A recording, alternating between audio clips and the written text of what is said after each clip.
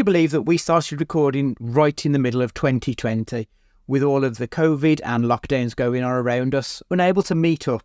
So like many a young gentleman, we turned to the internet for our entertainment. Tried to find a place where we could meet up and talk about the good, the bad, and that time that Stu saw a pelican on the canal.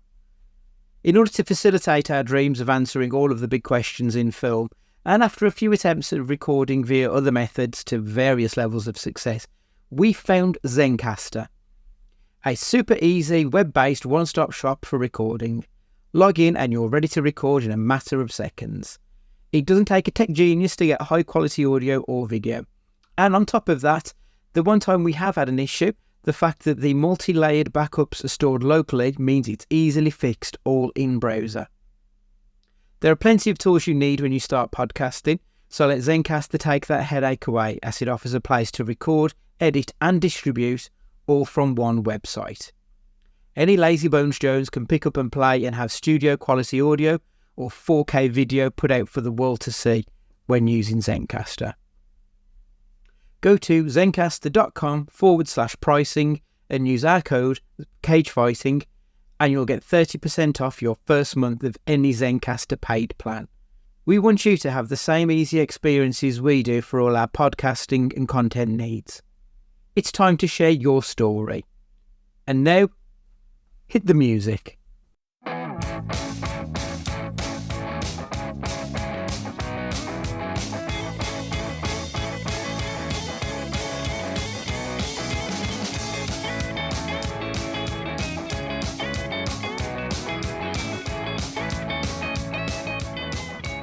Hello and welcome to 2025, the first episode of Cage Fighting. We're here to be looking at our top fives of last year. Oh, hello. That was really... Oh. Where was the kind of... here's Stu and here's Ash. There's no kind of break, is there? You forgot how to do everything. I really feel out of practice. Like, I don't know my arse from my elbow. Like, it took me forever to remember Zencastr doesn't have an E before the R at the end. I was like, why isn't this finding the right software? I was really confused. I mean, let's get it right. You very much did know your arse from your elbow when you were dancing to Grease in the Gifford. That didn't happen. That did And that video is waiting. It's waiting there, ready for me to plug when this episode goes out so everyone can see. You've got me. You got me covertly, by the way. I agreed to it later on, but his phone was that he was holding his phone like that. Ash, he was holding his phone, pretending to talk to Katie, but no, I knew what he was doing. The light was on. There was not many. And you said me, the one that you put on Twitter. Ah, yes. Which took me to give you up. I think it was. Yeah, which took me 2 weeks to recover from, by the way, and the breakdancing afterwards in Jordans, which probably wasn't the best idea at 41 years old. It was a good night though, so there we are.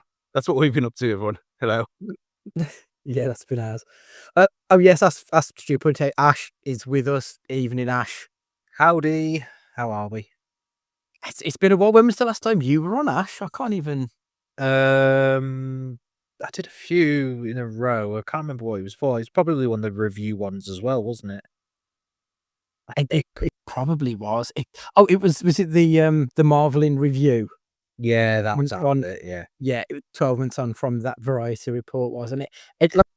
It's so weird because in our day-to-day lives, obviously, we see each other or speak to each other daily, pretty much. But in terms of this, it's like been fucking silence. Very bizarre. Silence. There's too much going on down WV1 to be enjoying ourselves with films. You know, the worst part about it is they got back last night at 1:30. Never in the history of the world has anyone got back from Newcastle at 1:30 in the morning. The reason I didn't go was because I expected at least 3:00. Yeah. That's a really good run, isn't it? That's a really good run back. Yeah, Super Jeff. Never fails. But yeah, they could have set it at half-time, to be fair. The map as well, into it. I mean, the plus side, Andy, when I said my Lego, which obviously would have probably been built by the time this goes out, has now been dispatched to the in-post box at Sainsbury's Wensfield. So I'm going to go pick that up tomorrow. This is the F1 The Motor Fenner one. Mansell one, is it? No, Fenner one, sorry, that's it. Yeah, the Mansell one's not out yet. Although I did almost watch an unboxing of the Mansell Lego. I thought this is going too far. Yeah, that is a bit of an obsession, I think, at this point, isn't it? Right, okay. So top 5, we're going to do it slightly differently. Rather than 5 to 2 in honorable mentions, we're going to be doing 5, and then I've got a question, and then 4, and I've got a question. That threw me a little bit. But yeah, that's how we'll be working this one. So we'll go around the room. I'll go first. Stu, you're on the left-hand side of my screen. Ash, you're on the right. So for me, we'll go that direction in a round circle.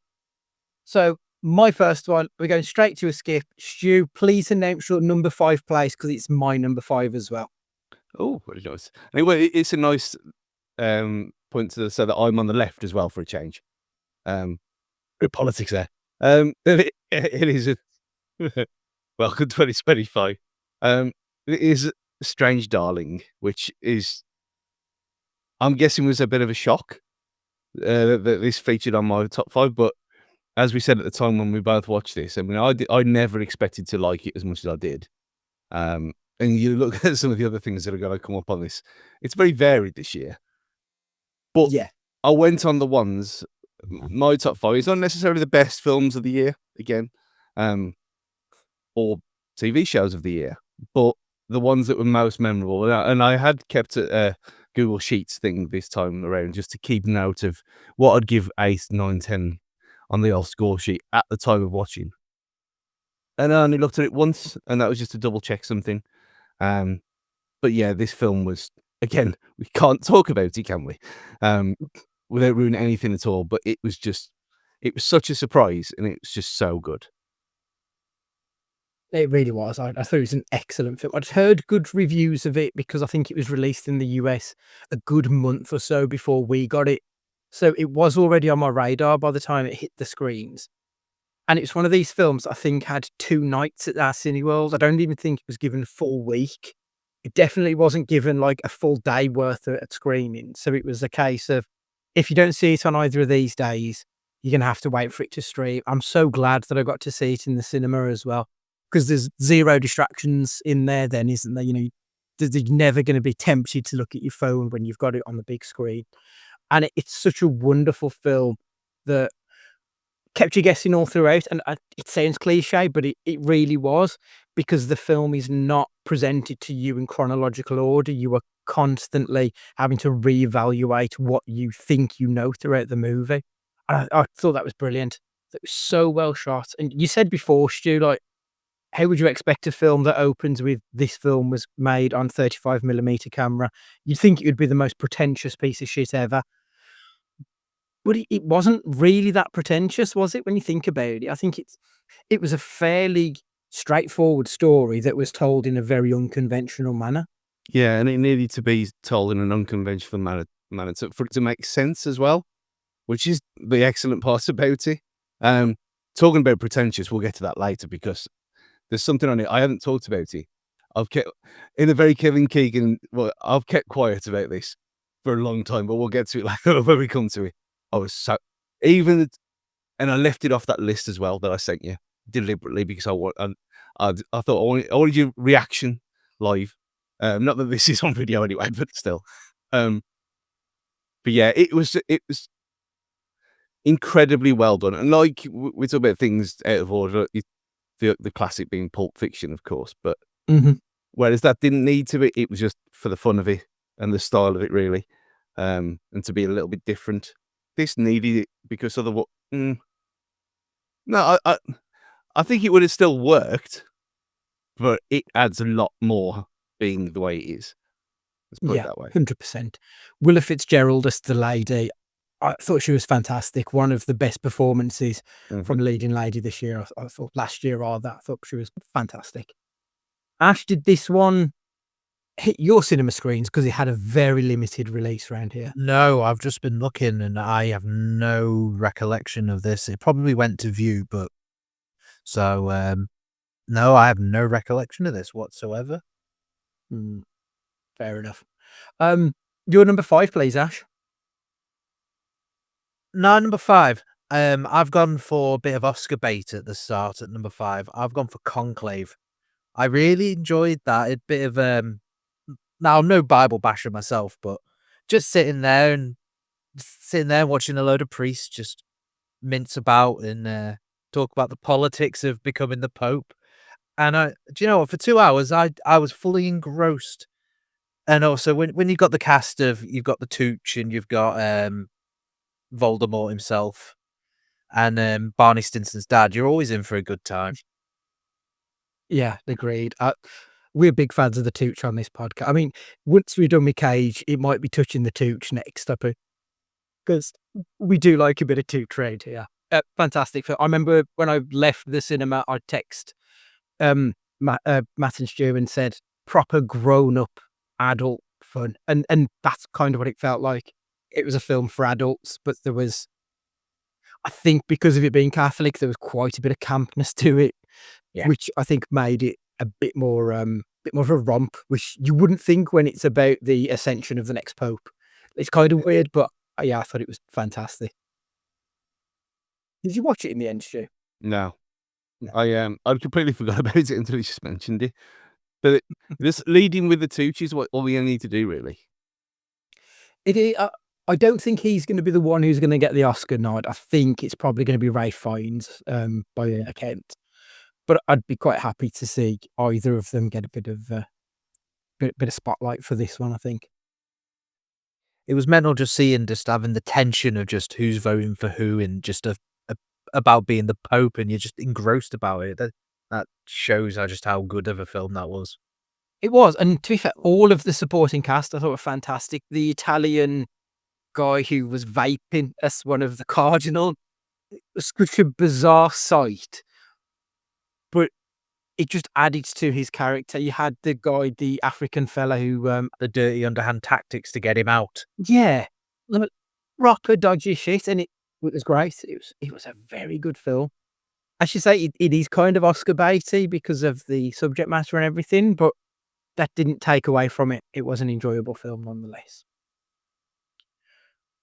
First question then, what is the biggest surprise of 2024? Film you went into with little to no expectations and they were exceeded? Stu? There's it. I mean, the biggest surprise that I'm glad of is The More. Just because of how and what that has led to with our friendship with the cast. But yeah, having no expectation whatsoever of that, and because we'd had the films that we had sent through to that period of time, were very hit and miss, to say the least. And then that one comes out of nowhere, and it's probably the best horror film of the year. It's just incredible. And to be fair, the fact that I enjoyed Kneecap, which I never thought I would do. Yeah, two very good choices there. Ash, have you got a film or two that surprised you? I think when I was looking at my surprises, I was going down the list, and I think I was going to enjoy it, but I didn't expect to enjoy it as much as I did. I've gone with Abigail. Absolute schlocky horror. I loved Abigail.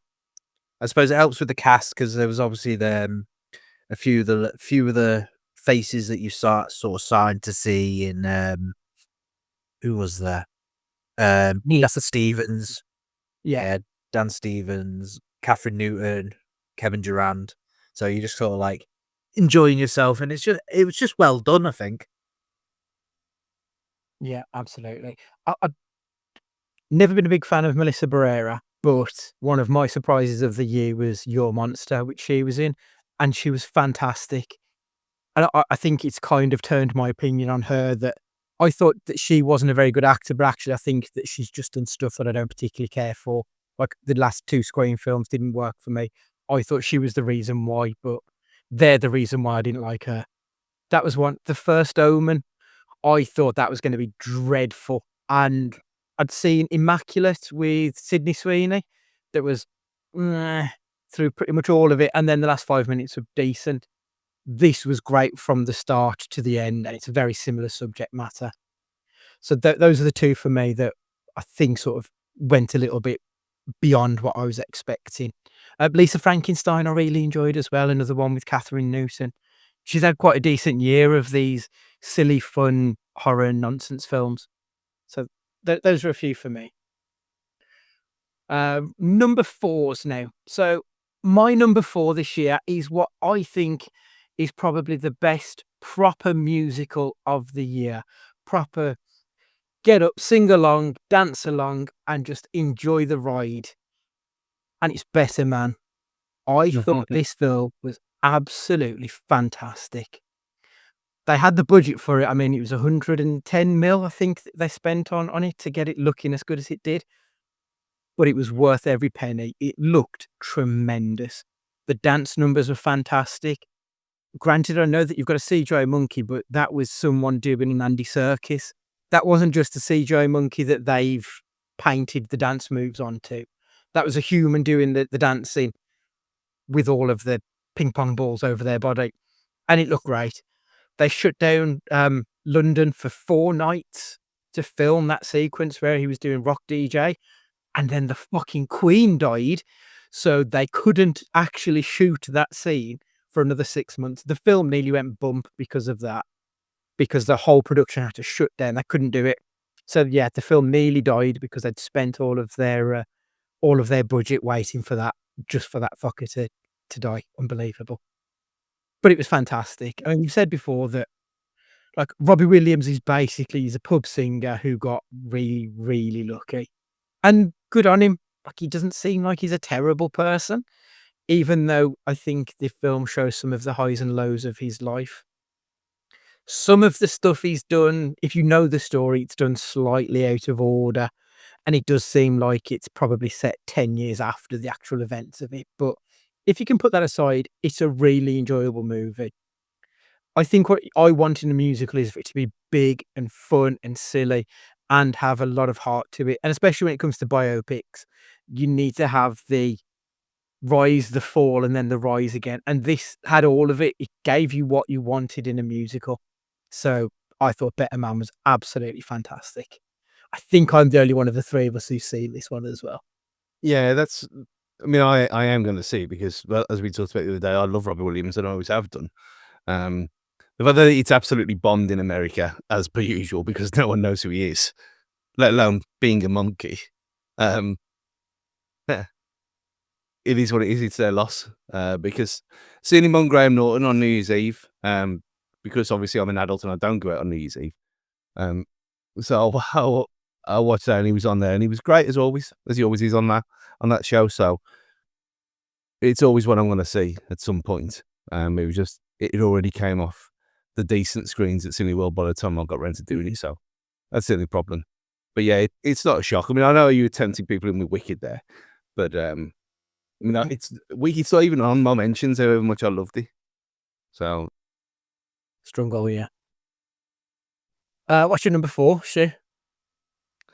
My number 4 is something very similar indeed. And I don't know if we, without checking, if we normally have comedies on this list, which it doesn't feel like we do. But films that had an impact on me this year, nothing came close to Ricky Stenicki. And it shouldn't work. It should never have worked. It should never have been as brilliant and as funny as it was. But the fact is, it is. And I don't think there was a film that I recommended to as many people as this one. And if you look at it for what it is, yeah, it should be nowhere near this list. But it's a masterpiece at what it does. And for me, that's as good as anything. So Ricky Stenicki is staying on here and he deserves to be on it. I can't disagree that he'd had an impact. I think I've seen comedies I've preferred in fairness this year, but it was very much not what I expected because a lot of the reviews were, this is the worst film of all time. And then watching it and like proper belly laughs when John Cena is doing the montage of singing but changing the lyrics to be about wanking. I was in tears, just fucking. I thought it was very, very funny. I am a big fan of Zac Efron anyway. I think he's tremendous. Yeah, I thought Ricky Stenicki was just a really interesting thing on the back of what Zac Efron had been doing in 2024, which we will get to. To then go from something such high art to such low art, but there's nothing wrong with the low art in my opinion, and this is the lowest of it, and it was fun, and that's all you can ask for. Ash, did you see Ricky Stenicki? Do you know what? It's completely bypassed me. I've meant to watch it all the time, especially because it's Efron and Cena and your fella from Bad Friends as well is in it as well, isn't he? The ginger Andrew something or other. Yeah, and I don't know why, but I've just not got around to it yet. There's always just been something else. It's always just been sitting there on the list. I think you'd enjoy it. It Oh. scratches the primal itch, I think. Yeah. It's perfect like Friday night after a few beers. It's just like it's not essential to watch it, but if you're in a silly mood and you put that on, it makes it even 10 times better. I'll second that. Ash, your number 4, please.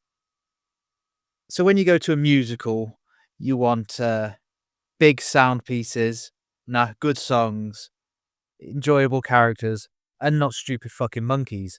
So I've gone for Wicked. I'm not having none of that nonsense. I've gone for Wicked. I was dubious because of Ariana Grande, but those fears were very quickly erased for me. I thought she was superb, and if anyone's going to get the best supporting actress at the Oscars, I think she deserves it because I thought she was superb.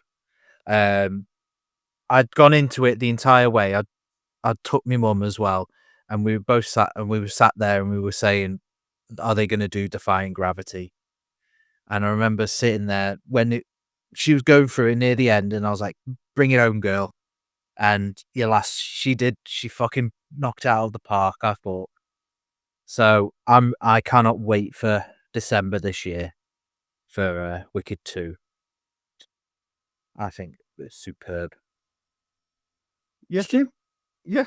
I mean, the fact that we did nearly an hour on this already last year because of how much I loved it without any context at all. And that's why I'm taking it as a film, as its own thing. Yeah, I had a great time. And the fact that it put me into listening to show tunes and then eventually watching High School Musical for the first time ever. Now, a couple of weeks later on, over Christmas, I wouldn't have got to that place of happiness without this film. And I thought, oh yeah, I do need to finish watching Glee. And then I started listening to the Glee soundtrack again and the Glee Christmas album and everything else. I love Wicked. It was a great time. And same as Ash, I'll be there day one for part 2 because I know you're miserable anyway. But the fact you moaned and moaned about the color temperature and the most wanky thing ever that I didn't even see, and you can't prove to me that it even exists. It doesn't matter about that stuff. It could have been in black. It could have been in sepia, and it would have still been amazing. It is the ugliest film that was released last year. Like, big budget film. Like, it does look horrific. I'll die on that hill. But, I mean, it was a good film. I feel like I need to reserve judgment until I've seen the second part, though, because it is only half a film. That's why it's nowhere near my, not really near my top 10, if I'm honest, because it's not a complete film. So I think until I've seen the second half, I find it difficult to really truly evaluate it. And I think Isabella Rossellini is going to win the Best Supporting Actress, by the way, Ash. They do like a bit of someone who's got a bit of a legacy, don't they, for one of the awards. So she's my outside shot at being that this year, I think. So yeah, I think she'll get that for Conclave, but we'll talk about that in a few months' time anyway. Right. Favorite performance from an actor or actress that isn't in one of the films on your list, Ash? You're gonna fucking hate me for this one. I've got to go with Josh Hartnett, I think. Oh, fucking hell, right. I've got to be honest, when I asked this question, I kind of thought you were going to be a cunt and say M. Night Shyamalan's daughter. Who was horrendous in that I film. was close, but for genuine, I thought Josh Hartnett in Trap was superb. Seeing as he was shoveling shit for most of the film, enjoyable shit, but I thought he was genuinely enjoyable for that film. So I think I have to go for that for the slot that he was given. I think he made it what he could. So for me, I think that was the one. Plus, because there's obviously another obvious answer, but it's in my top films. My top films. I don't want to say it yet. Fair enough. My favourite performance of the year that couldn't quite squeeze into the top 5 is Hugh Grant in Heretic. Fuck's sake. I was going to go first because I thought either of you two might steal my answer, if I'm honest, because it obviously, Stu, that was your choice as well. Hang on, I'll go back. I'll find it back. Carry on. Hugh Grant was absolutely phenomenal. I feel like he's had this real renaissance in his career. By a lot of people would always mock him early doors because he was this foppish English tit. Like that's always kind of been his character, and it still is. But he's sort of turned a corner with it. Like it's almost become slightly knowing, and he's embraced this caricature of him, and it's worked well. Even going back to when he was the Oompa Loompa in Wonka, in was it December 23? That was released. Yeah, brilliant. So we've had that. We've had him in Paddington. Spoiler alert. And then obviously Heretic, where he continues this, and he does it. He continues with it by turning it up to 11 and making it creepy, and it just works so well for that film. So he was cuntish in Dungeons and Dragons as well, though. To be fair, he was. He worked well with that as well. He did. Yeah. So yeah, I do like a bit of Hugh Grant. So yep, that's my favourite performance. Stu? I'm gonna have to go for it. Long legs, Mr. Cage. Yeah. Just unhinged beyond belief, even for him. It's the fact that it's now available for everyone to watch. There's no excuses anymore. Just watch it at home and be disturbed by it. Because the one or two. I mean, I'm waiting for Matt to watch it just to see his reaction. He probably never will. But just to see reactions at certain points in that film. But it's a 10 out of 10 performance from start to finish. Yeah, I loved it. I loved the film, loved his performance in it.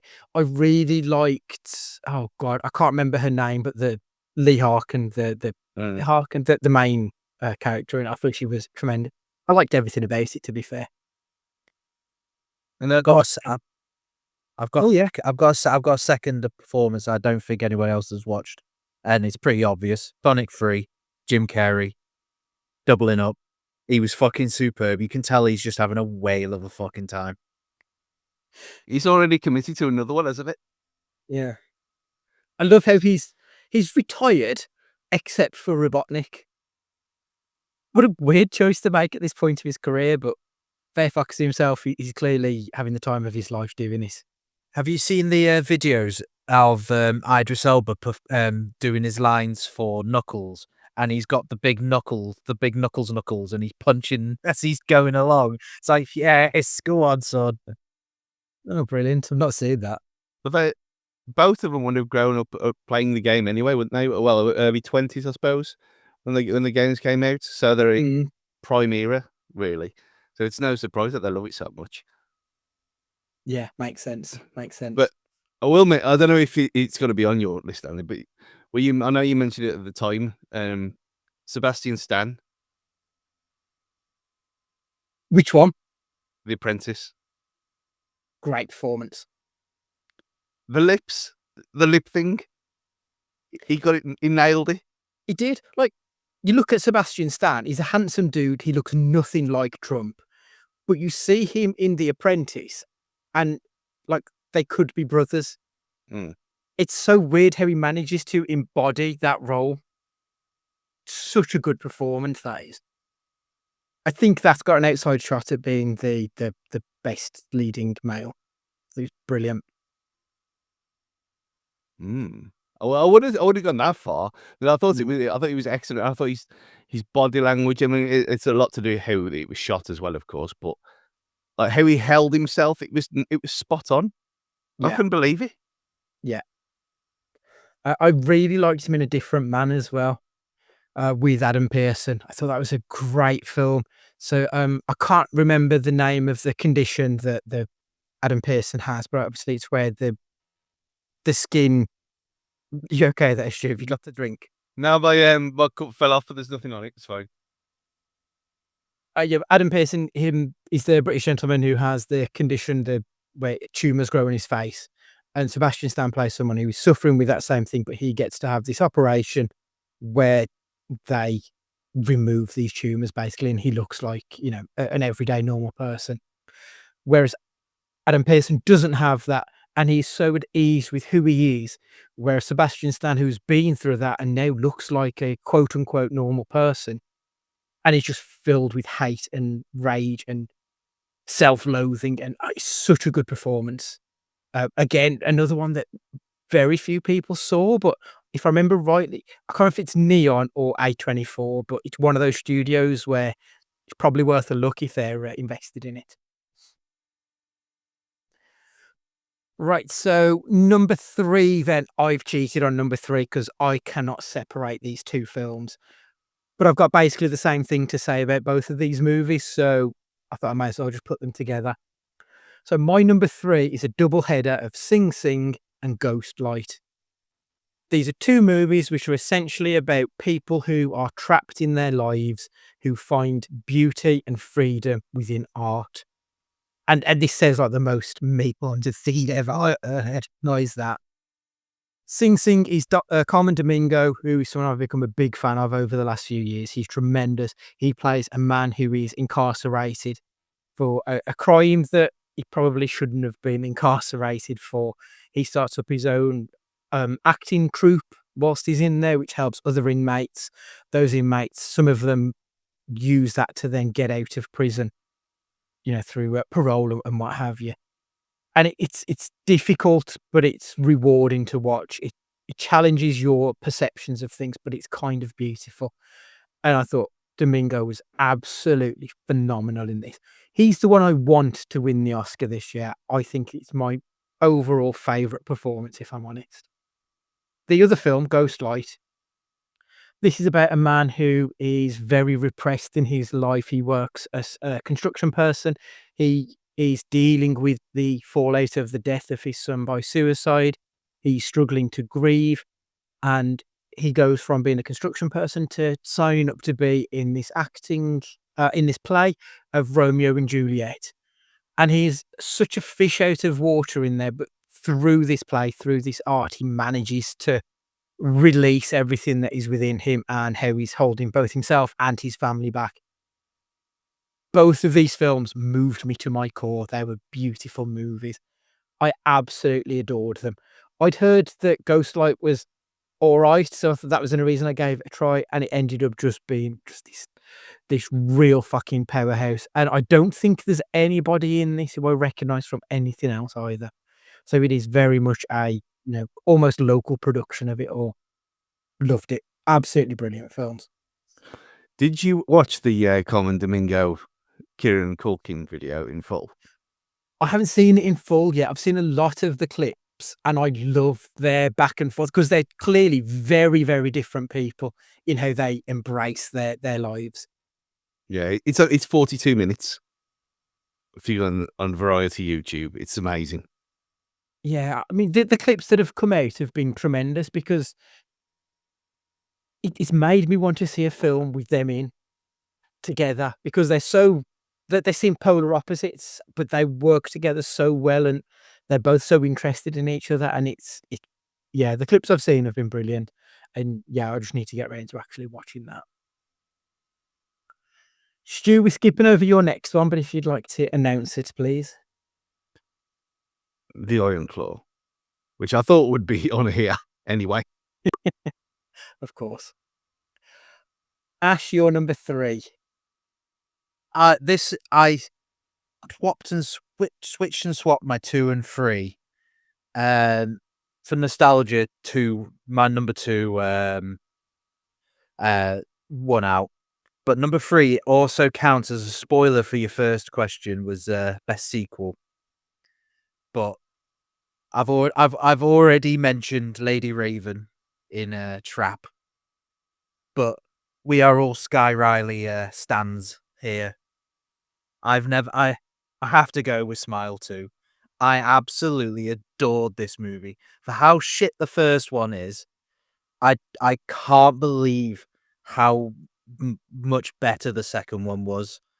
To the point that I've got the full Sky Riley album on my phone, and I listen to it on my way to work. Because the songs are fantastic. The choreography is superb, and Naomi Scott, like I said, I didn't want to spoil it but she's superb in it as a Disney girl / she was not Aladdin, the Jasmine in the live action Aladdin. I've not seen her in anything else apart from that, and then she pulls out that performance, fucking superb. Yeah. I mean, that's it. I mean, the next question I was going to ask is what's the best sequel? And my answer was going to be Smile 2. Much like you, I hated the first one. I can't remember if we both saw it on the same night, but I remember us both bitching about how shit this film was because the jump scares didn't jump or scare. They were just bland. You could tell what they were going for, and I just don't think it worked on any level. No. But Smile 2 is as close to horror perfection as I think we've had this past 12 months. It was brilliant. Proper fun, silly, over the top, kind of camp, kind of terrifying in parts. It works on so many levels. It was such a great film. Plus, New Brain is an absolute belter of a song. It's a fucking classic. Yeah, that's on a number of my playlists. It's, much like you, I don't know Naomi Scott. I don't know from anything other than this film. It's the first thing I saw her in. And I was blown away by it. The scene in the car where she's arguing with Jack Nicholson's kid is so uncomfortable. Yeah. So horrendously uncomfortable. Loved it.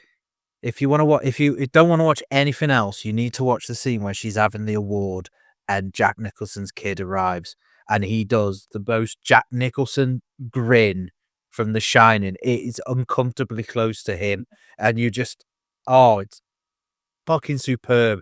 And I think that's the jump scare that got absolutely everybody in the cinema, I think, was that one. And I don't jump scare easily, and that got me.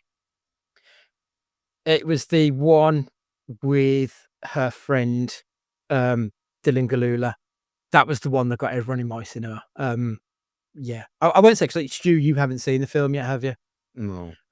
Yeah, there are a couple of jump scares where, I mean, even I fucking jumped because it was loud and it was bright and excellent. Yeah, great film. Stu, you need to watch Smile. I'm gonna watch it. It was when I put the appeal out for what I needed to watch, and when that came up, I thought, well, I know I can't watch it, even though you don't. I know you don't. Well, you said you don't have to watch the first one. Well, to appreciate it, I'm obviously going to have to suffer through the first one, like everyone else. So it's a case of getting through that one to watch this one. But it'll be done. It'll be done anyway, because it's the fact that both of you have raved about it, not just it's not just a Gillard special. So yeah, it's on top of the next batch, so to speak. Super. So the next question I was going to ask is, what's the best sequel that's been released this year? Obviously, that one was mine. So, Stu? Are we counting Alien Romulus as a sequel, even though it's a prequel? Yeah. I mean, it's comes after the other films have been released, so... Yeah. I thought that was... for the expectation that we had of it. after the Prometheus 2, which was not really good at all, to then completely abandon it and just go to effectively a single story, contained story again. Just using an essence of what we've had before. I thought he was superb. Going back to practical effects, there's the obvious issue that it's not. It's a bit weird. The puppet CG hybrid thing. But that aside, it's a melted it's a melted robot. Who cares? So, but apart from that, I thought he was perfection. That film, even the stuff with the acid and everything and the gravity, just genuinely different. I've never seen anything like that before. Yeah. I might be wrong, but for me, it was the first time seeing anything like that. Very unique looking, wasn't it? Yeah, it was really clever. But just in case that didn't count, I had Twisters, which seems to have come and gone and been completely forgotten about already. Yeah, you're right. Nobody talks about Twisters already, and it's only, what, 6 months ago? Yeah, you think about it in this time of natural disasters and all this kind of madness that's going on over there. You think, Twister season is going to be the next one, and maybe that's what happens in the summer when we start getting hurricanes and tornadoes in America again. That it's going to roll up, or our main man's going to do something amazing again in his next film. But yeah, I've thoroughly enjoyed Twisters. I had a great old time watching it. It knows what it is. It doesn't try to be anything else, and it's an extension of the first film in a way that it's not just playing the hits. It was great. Super. Ash, best sequel? Apart from Smile 2, oh god. Inside Out 2 was fine. It was an acceptable sequel to a very, very good Disney movie. I think you said one of your favorites, isn't it? So Yeah. Ghostbusters I thought was decent. Frozen Empire. I know it got a bit of shit, but I quite enjoyed Frozen Empire. Gladiator 2. I thought that was decent. It's never going to beat the first one, but I thought they did well with that. I thought Paul Mescal was decent. Your boy Pedro is obviously mincing around as always. What else was there? Bad Boys 4. I liked Bad Boys 4, but Will Smith and Martin Lawrence just doing their thing. That just it will always amuse me. So I think they're probably the best ones. And Godzilla and Kong, because it's just monkey and lizard beating each other up. So yeah, Bad Boys 4, going back to that for a second, that film had no right to be as good as it was when Bad Boys 3 was dog shit. Yeah. They seem to just I don't know what they did differently. Maybe they just said just go and do what you want. But it was enjoyable watching. I'm pretty sure I mentioned it whenever I mentioned Bad Boys the other time. But when the fact that they invented an entirely different rig for the film for shooting one of the shootout scenes when Will Smith's shooting and then it just flips to viewing Will Smith to what he's doing. That was enjoyable as well. Yeah, outstanding movie. Right, so we're on to our number 2s now. My number 2, as a big fan of A24, they have to have some recognition on here, and it's Anora. Probably another one that I don't think got the recognition that it deserved. I know I went to see it the day of release, and there was like 2 other people in there, and it's one that a lot of people have been raving about for a while. And again, there's a lot of money's been placed on it as one of the favourites for Oscar recognition with Mikey Madsen's performance. It was an absolutely fantastic film. It was shot so well, like the whole, like the mise en scène and all those kind of things, like the technical side of things was done so well that there's a lot of depth to the way that it's presented on screen. So you can take from it just from a complete, from the depth of it, but also just the top layer of it all, where it's all kind of facile and shiny. And it's a story about a stripper who ends up falling for some kid who can show her a better life, some 21-year-old rich Russian kid. But it turns out that he's just a dipshit child underneath it all who's just scared of his mommy and daddy.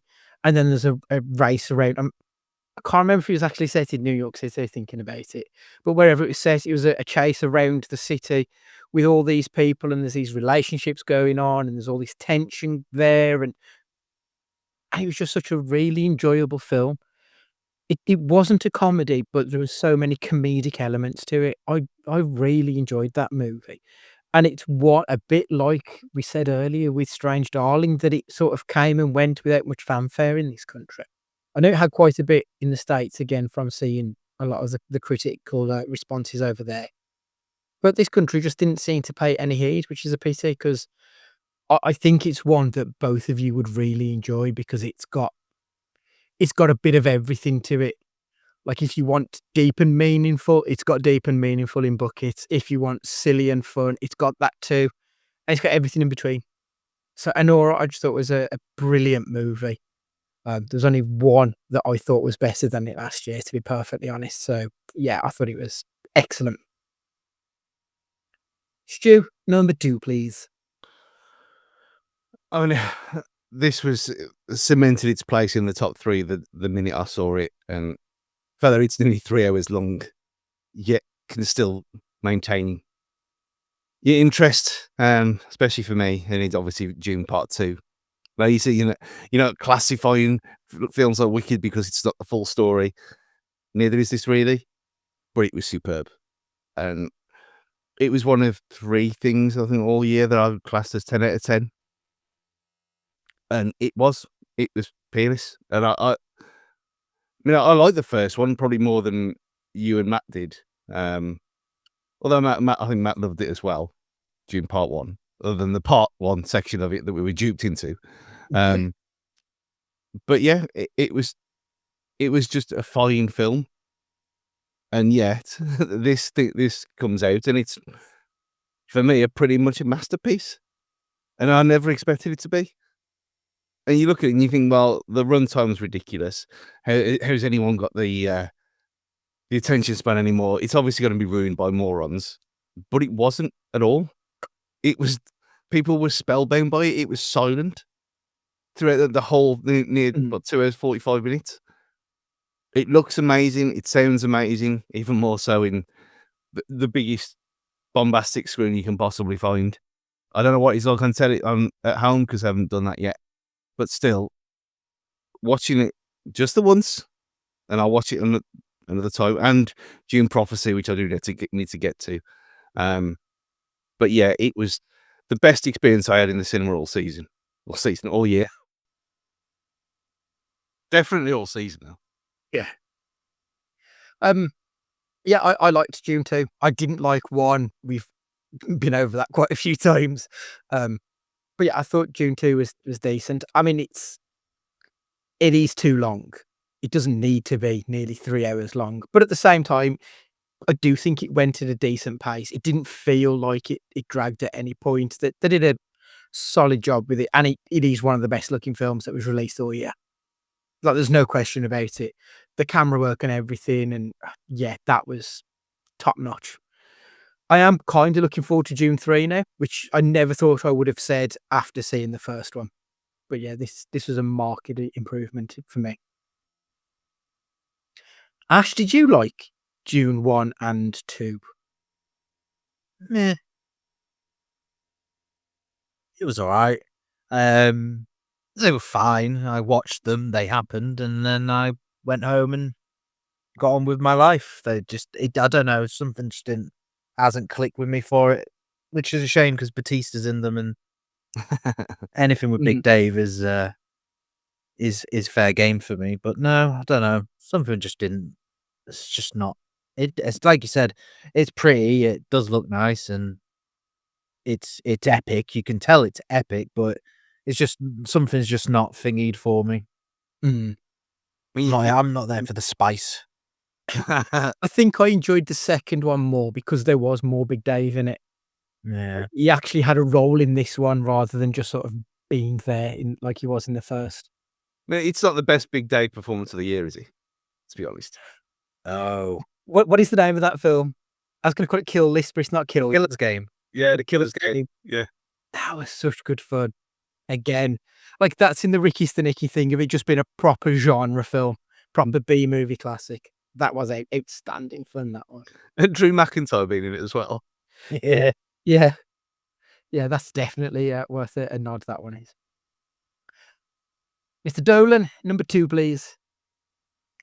It's already been mentioned, and I've gone for nostalgia, but because of the fact that we've not had a good, arguable about maybe Prometheus, we've not had a good alien film for a very long time. I had to go for Romulus.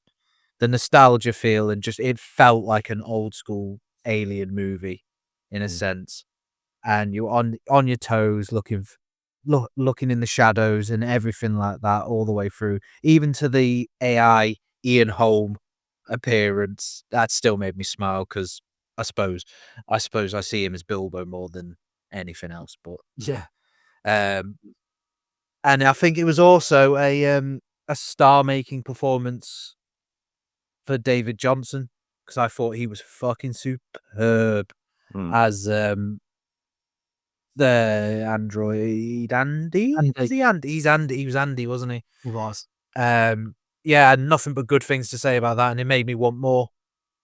And I've not wanted more alien content for a while after. Was it Covenant? Was the last one that we had? Yeah. After Covenant, I was like, oh, come on then. But it feels like Fede Alvarez has hit the right notes with this one. I want more in that universe. Yeah, I'm in agreement. Like, I don't have the nostalgia for the Alien franchise that a lot of other people do because I didn't see them until I was much older, like in my 30s. So I don't have that nostalgia for them. So going into this was probably a different experience for me than it was for either of you. But I thought it was great fun. I really, really enjoyed it. Ashley Say Johnson was fantastic, and he was in Rye Lane, which is one of my top 5 films of 2023. I've got a lot of time for him. Apparently, is it Industry? Is that the TV show that he's in? I don't know if it's a BBC. Yeah, I think it's called Industry. HBO Max, I think it's done, and I think it's on the iPlayer. This is supposed to be excellent, like Succession levels of brilliance. So that's been one that's been on my list, and finding out that he's in it, it's one that I've got to get round to. Kaylee Spaney, I believe it's pronounced, I thought was really good in it too. So yeah, I want more of this. I want more of them. I want more of that Fede Alvarez world. Tremendous. 24 episodes, Industry. There you go. Can catch that up in a couple of long weekends. 3 seasons. Yeah. Excellent. So we've done a lot of the good. I want to know what your biggest disappointment is. Doesn't have to be the worst film of the year, but the one that you went into with the highest expectations and was delivered the biggest pile of shit imaginable. Shiv, I'm guessing this is the pretentious one, so I'm going to come to you last because you've teed it up already. Maxine, for me, was the one that really let me down. I've spoke at length on this podcast about loving both Pearl and X. I was a big fan of both of those films. I had such high expectations. Maxine looked like it was something on the CW. It felt almost soap opera-ish. Yeah. If from my recollections, I don't think there was any blood, or not until like right at the end when things go south a bit.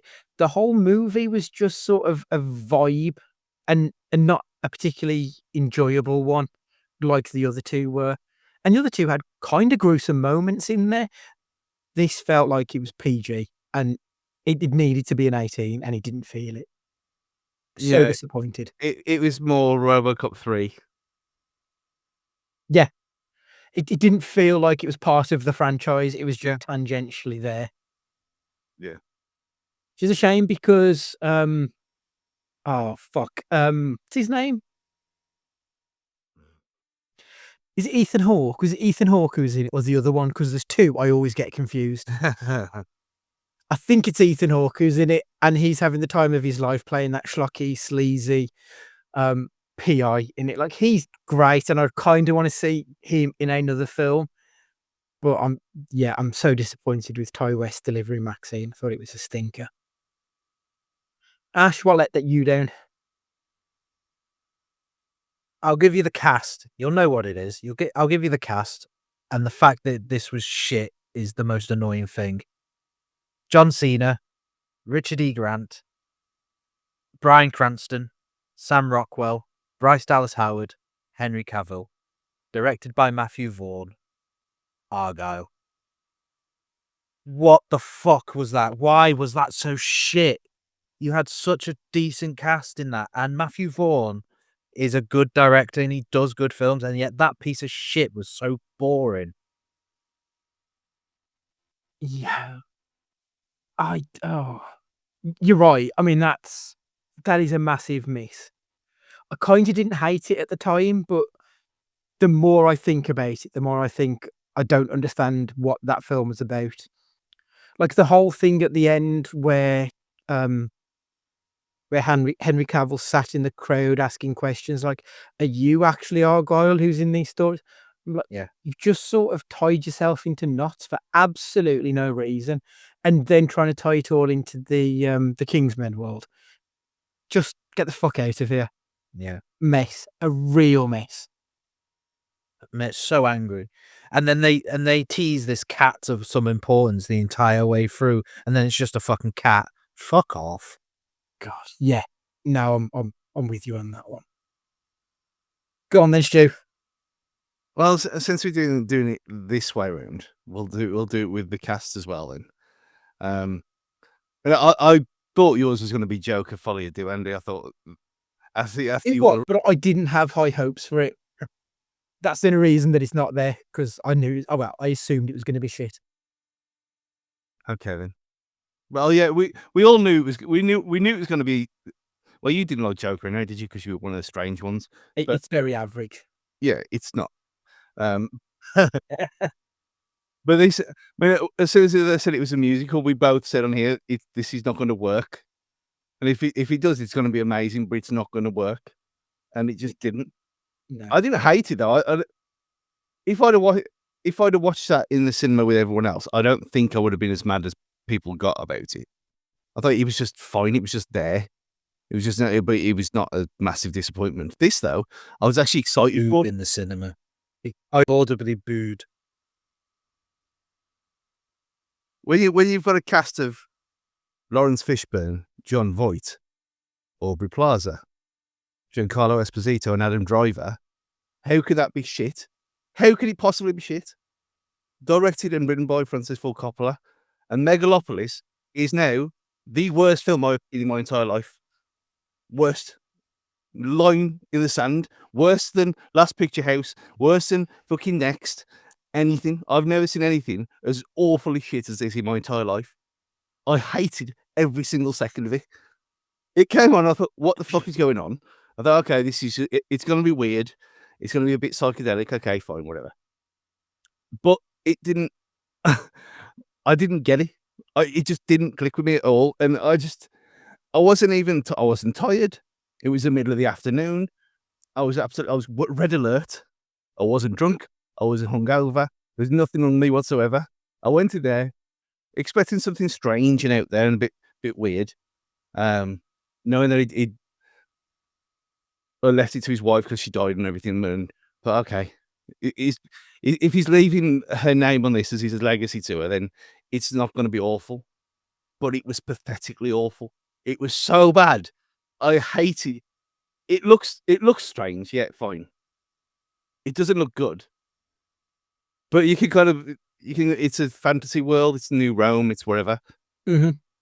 I just hated the bones of this film. Oh, I'd burn it in a fire. You've really made me want to see it more than anybody else has. Because everyone just talks about how fucking boring it is more than anything else. But like, you've kind of made me want to say what a dumpster fire this movie actually is.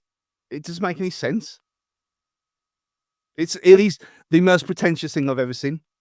Ever. It's like, oh, we know that you're all going to fucking film wank yourselves to death over this. And it doesn't work.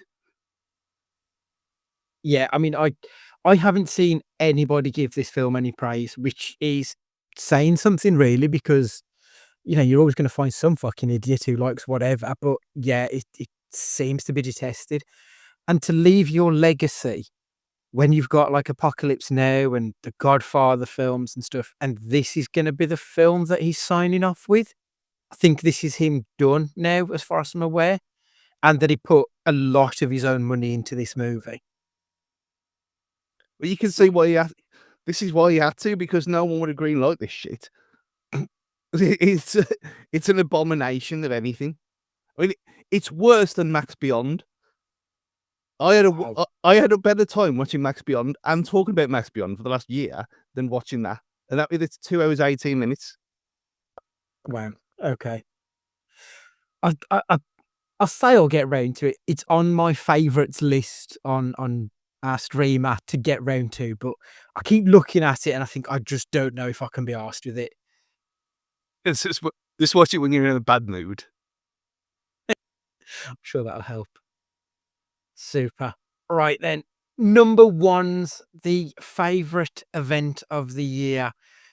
I've mentioned this film quite a few times. I don't think it's any surprise, but The Substance I thought was the best film of the year. I loved Anora. I don't think anything comes close to The Substance, though. I think this is far and away the best movie of the year. I've bemoaned quite a bit about last year being the film of 4 stars. Sorry, the year of 4-star films. There was plenty of fine to good movies. The Substance I thought was transcendental. I thought it was fantastic. Just again, on a surface level, you can just look at it as a body horror nonsense, a Cronenbergian fucking big madness, brilliant. But obviously, when you look beyond that, with the state of Hollywood and the women having a shelf life when it comes to being on screen, and we also have the resurgence of Demi Moore as an actor from years of being in the wilderness. Like, she went missing for years. Was she one of the people who turned Harvey Weinstein down? Because she just vanished, and that seems to be a bit of a link, if that's one of the ones. So to see her return and to absolutely smash it in the way she did, incredible. Margaret Qualley was fantastic. We obviously had Margaret Qualley in this. I really enjoyed her in Drive Away Dolls as well, which I know a lot of people either loved or hated that movie. I've got a lot of time for Margaret Qualley now, and I've only seen her in these 2 films. I'm like, oh, I want to know more of your filmography because you're a very interesting actor. I loved The Substance. Ironically, there's a lot of substance to it. There's so much depth in the storytelling. There is so much depth to the actual visuals of the movie. I thought on every level, I thought it was a masterpiece. I absolutely loved that movie. So yeah, far and away for me, the film of the year. Yeah, I went down the Margaret Qualley rabbit hole as well and watched every appearance that she was on every American talk show promoting this film, and that how her family just wants her to make something that they can watch properly. Yeah, and I hadn't seen her in anything before Drive-By Dolls either, and I actually liked that as well. And I thought that was a really quirky, nice film. It's just in a different way compared to what you normally see with that kind of thing. But yeah, I had a lot of fun with The Substance, and it was another one of them where, to a different reason for Ricky Stenicki, obviously, telling people about it and trying to sell them to go and watch it is a hard thing to do when you're trying to explain what it's about. And not to look behind the curtain and the reasons why, and just watch it from a literal surface level and think, this is a fun, quite sad and funny body horror in its own right, without going all film student on it. Just take it from that point of view, and no one did. No one. I didn't get one person to watch it. Yeah, it was. I couldn't believe what I was seeing. And a couple of old people walked out halfway through in the screen that I was in. It was quite hilarious. But yeah, it wasn't in my top. I knew it would be in yours anyway, so I didn't have a reason to include it. But if it was in the top 10, it would have been in the top 10. Like, no question about it at all. Yeah. I think I had maybe 2 walkouts in my screen, and the woman behind me kept huffing and puffing all through the film. She was like clearly not enjoying herself, which made me enjoy it all the more. So I just laughed my way through the film. Absolutely amazing. I'm just looking to see what was out at the same time that meant I've not seen it. Oh, Shaun of the Dead. They did re-release Shaun of the Dead at the same time. That'll be why. It might be good, but it ain't Shaun of the Dead, so I was always ever gonna go rewatch Shaun. yeah, it wasn't out for very long either. It was one of them because it was so niche. I think from what I remember, we had the Monday and Tuesday they were showing The Substance, and the Tuesday and the Wednesday they were showing Strange Darling. So it was literally there was 4 days or 3 days rather that you could see these 2 films. They got such little airplay, and they were 2 of the best films of the year. Such a shame. But yeah, The Substance, that'd be up your street, to be fair, Ash. Yeah, 'cause I watched it twice. I watched it at home, and then I went again the next day and watched it again. Did you watch it twice in the same day or something mad like that? No, I watched it and then watched Strange Darling the day after. I knew it was something like that. But yeah, my number one was the, and I said it again, like with June Part 2, I said it the moment we talked about it on here for the first time, which was almost exactly a year ago. And it was the ITV drama, Mr. Bates versus the Post Office, which is one of the most exceptional pieces of TV I've seen for a long, long time. And you think, yeah, ITV drama, it's going to be shit. Yet it had no right or reason looking or being as perfectly acted by every single person in that show. Gave everything. And yeah, you take away the message and what it brought the inquiry out and everything about the scandal and all that kind of stuff, which I had no idea about anyway. Mm-hmm. And I wouldn't necessarily normally watch something like this anyway. But just on the off chance a few people had mentioned it being out that week, and I thought, well, I like a couple of people in it. Obviously, Toby's in it, so he's always decent in most things, Toby Jones. So I'll give it a go. And I was transfixed by it. And a bit like that courtroom drama that was on Netflix with Sacha Baron Cohen that I can't remember the name of. Chicago 7? No, it was the other one. Was it the other one? Oh no, it was the Trial of the Chicago 7, wasn't it? Yeah. Yeah. When that was my number one a few years ago, this was the minute I saw that, I thought, yeah, that's my number one. That's going to be hard to beat. And that was the same with this. And a year on, I'm sticking to it because it was superb. Yeah. I mean, I can't say more than that, to be honest. It was an excellent 4-parter, if I remember correctly. Will Mellor was brilliant in it as well. Fucking Will Mellor. 2 pints of lager and a packet of crisps. And yeah, he was cracking. Yeah, really good. Toby Jones, he's just great though, isn't he? Let's be honest. I'm sure one of the postmasters that killed himself was one round man near me.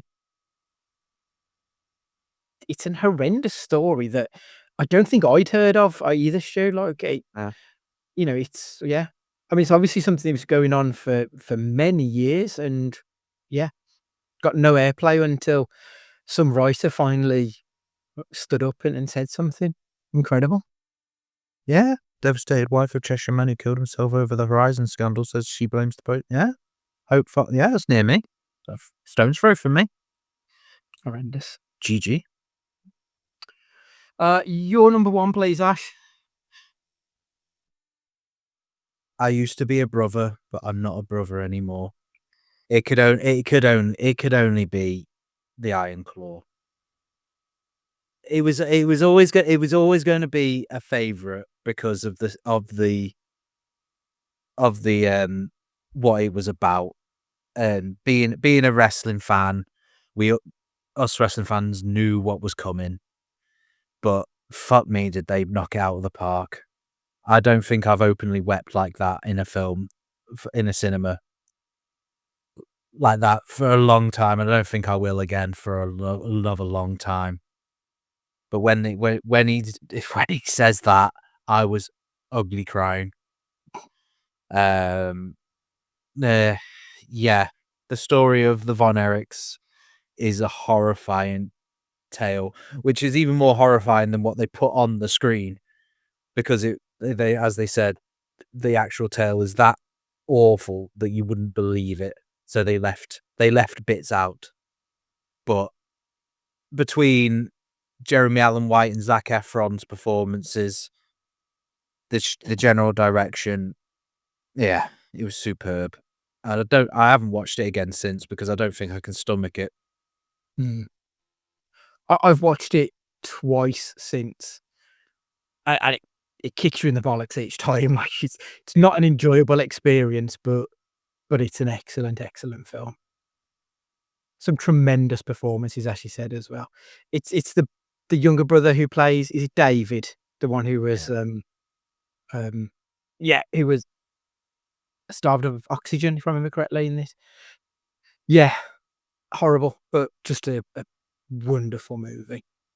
Stu, it was your number 3. Yeah, and yeah, it's my number 3, and someone who had no idea of this story, and went in just knowing that it was based on a true story of a wrestling family. I thought, okay, quirky, give it a go, and just shocked. I was sitting there just open mouthed at what was going on, and then when I read about it later and the fact that they did cut pieces out because it was so awful, I think, Jesus, I can one family suffer like this. So it's not even it's not really about that anyway. It's about the interpersonal relationships between each other and how they get on, and the dynamic in the family and everything like that. And it's just taking it as its own thing and not based on anything else. It should win Oscars. It won't because it's about wrestling, which is a joke. If you're good, you're good. It doesn't matter what you're about. But it was incredible, and it was one of them where you think, we had the wrestler, didn't we? And that was obviously fictional, but based on a few things. Mm-hmm. You think, we know the whole thing's not real. But when you have stories like this about that industry, you kind of think, well, why is this all we really have? Why? I know you have the Fighting With My Family thing, which was okay as well, not anywhere near this level. I think wrestling seems ripe for the tales of debauchery and chaos, yet we haven't got it yet. It's a good question. Side of the ring. Yeah, I mean, yeah, that's what I mean. There's a fucking world of stories out there that are much more, more ridiculous than some of the fiction that we've seen. Yeah, they're leaving stuff on the table because there's a lot out there. The amount of people that say that they want the Chris Benoit story, though, but how can you end that film with, he's just going to go off and, kill his wife and kid and then hang himself, or however he does. Like, you can't make that into an ending of a film. No, fucking miserable. You just have to do entry, but that's it. Yeah. Well, you'd have to build it up, and like, I don't know, the last shot to be him shutting the door of the house as he walks in. And you think, well, you know what's going to happen then, or something like that. That'd be the only way. I think what he did was so heinous that you can't leave that film on a down note. No. You need to show something. Like, I know, obviously, in the real world, a lot of the CTE stuff came off the back of that. So, like, as awful as this is going to sound, there was some good that came out of it in those respects. But I don't know how you show that on film without it just being depression after depression, because it's a horrific story. To be fair, with Benoit, you have to include Eddie Guerrero as well, and say then you're just doubling up on the misery then. That's how he goes, and it's just like, fucking hell. It probably starts with Eddie's death and then ends with a double murder suicide. So Eddie Guerrero's, horrific. Barbie 2 afterwards. Yeah, that might be the only way. So final question. I've said it already. I don't think 2024 was a brilliant year for film. I think it was a year of good, not great. Stu, did you think it was a good year for film? I mean, I've probably watched more than I have for a long time, but the fact that a lot of them, and even for me, overrating things and getting excited when I've just come out of the cinema or watch it at home, giving things 7s as a base level, there was very few that were actually above that. And for me, who loves everything, it's not a great sight, you see. But say that I did, like I said, I did watch more than I normally would do. So law of averages kind of says that, yeah, you are going to have more of these kind of things. But yeah, it's not a classic. There's very few in that year that'll be on the greatest films of all time lists in 10, 20 years. Obviously, Yeah, Jurassic Park 2 will be. But I completely agree. I think 2023 was a stellar year, and maybe this is the problem, is that 2023 was so good that this was never going to stand up to it. Ash, what are your thoughts? Yeah, it's a forgettable year in general. There was some decent films, but it's just nothing. There's nothing that sticks out. Like when you're looking at the potential winners for the Oscars, and you're just looking through them, and you're going, "Yeah, there's just nothing there really for me." Yeah, I mean, next week when we look at the next sort of 4 months, but in previous years, January to March is the Oscars corridor. This is where all the big hitters are coming out, and I've got a list of films that we'll be talking about. There's none of those films this year. Like last year, we had stuff like The Iron Claw came out, Poor Things came out. We had a lot of films that were, they were the ones that were being pushed to the forefront for the Oscars. We're coming out now. This is the time for it. It's none of that. So I feel like 2024, the stuff that it's produced hasn't been what it is. And I think most of the Oscars are probably going to be films that were actually released in that year rather than just produced in that year like they usually are. Yeah, bit of a disappointment. But saying that, what I really enjoyed. So I suppose that's a win if nothing else. Right, so as I said, we'll be back next week. We'll be talking about the first third of the year. I thought rather than do a half, we'll do it in thirds, because I think that's kind of how the calendar works, really. You've got the Oscars corridor, you've got the summer stuff, and then you've got the winter family lighter weight stuff usually. So I think if we break it into thirds this year rather than halves, that's probably the best way to do it. So make sure you subscribe on whatever podcatcher that you listen to us on, and on the socials we're at Cage Fighting Pod. Because all the cool kids seem to be going over to this Red Note rather than TikTok now, I've opened up a Red Note, so we'll be on there, maybe. I don't know. We'll see. But yeah, at Cage Fighting Pod on all of the socials. cagefightingpod@gmail.com if you've got any emails that you want to get to us. And for this week, Ash, would you like to say goodbye? Goodbye. Stu, would you like to say goodbye? see you later, everyone. Happy New Year. And it's goodbye from me. And remember, be excellent to each other.